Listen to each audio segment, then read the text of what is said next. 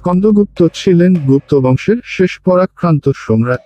সিংহাসন আরোহণ করার পূর্বে পিতা কুমারগুপ্ত রাজত্বের শেষের দিকে নর্মদা উপত্যকায় পুষ্যমিত্র নামে এক দুর্ধর্ষ উপজাতির আক্রমণ গুপ্ত সাম্রাজ্য প্রায় ধ্বংস হওয়ার উপক্রম হয়েছিল।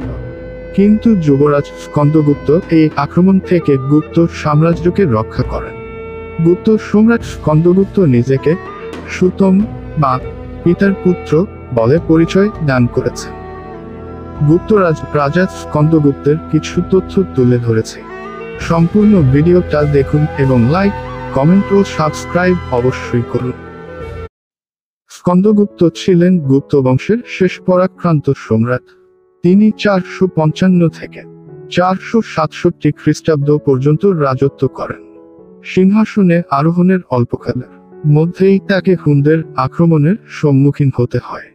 বারাণসীর নিকট স্থানে ভিটারি স্তম্ভ লিপিতে স্কন্দগুপ্তের সঙ্গে হুনদের যুদ্ধের বিবরণ পাওয়া যায়। মধ্য এশিয়া থেকে আগত হুনদের যে শাখা পারস্যের সীমানায় সম্রাট ফিরোজকে 485 খ্রিস্টাব্দে পরাজিত করে পারস্য ও কাবুলে হুন রাজ্য গড়ে তুলেছিল তাদের শ্বেত হুন বলে।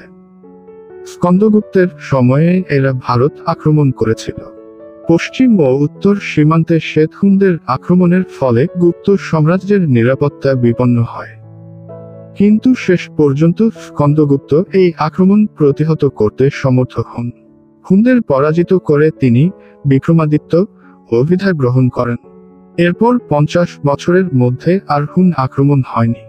ঐতিহাসিক রমেশচন্দ্র মজুমদার গুপ্ত সম্রাট স্কন্দগুপ্তকে ভারত রক্ষাকারী বলে অভিহিত করেছিলেন। কারণ স্কন্দগুপ্ত শ্বেত হুন জাতির আক্রমণ প্রতিরোধের দ্বারা ভারতবর্ষকে সম্ভাব্য ক্ষয়ক্ষতির হাত থেকে বাঁচিয়েছিলেন। স্কন্দগুপ্ত ছিলেন ভাগবত ধর্মের অনুরাগী, তবে তিনি অন্য ধর্মের প্রতিও শ্রদ্ধাশীল ছিলেন। স্কন্দগুপ্তকে শ্রেষ্ঠ জ্ঞানী ও ধর্মপরায়ণ রাজা বলে আর্যমঞ্জু শ্রীমূল কল্প নামক বৌদ্ধ ধর্মগ্রন্থে অভিহিত করা হয়েছে। সুদর্শন হ্রদের বাঁধ পুনর্নির্মাণ করা তার অন্যতম কৃতিত্ব।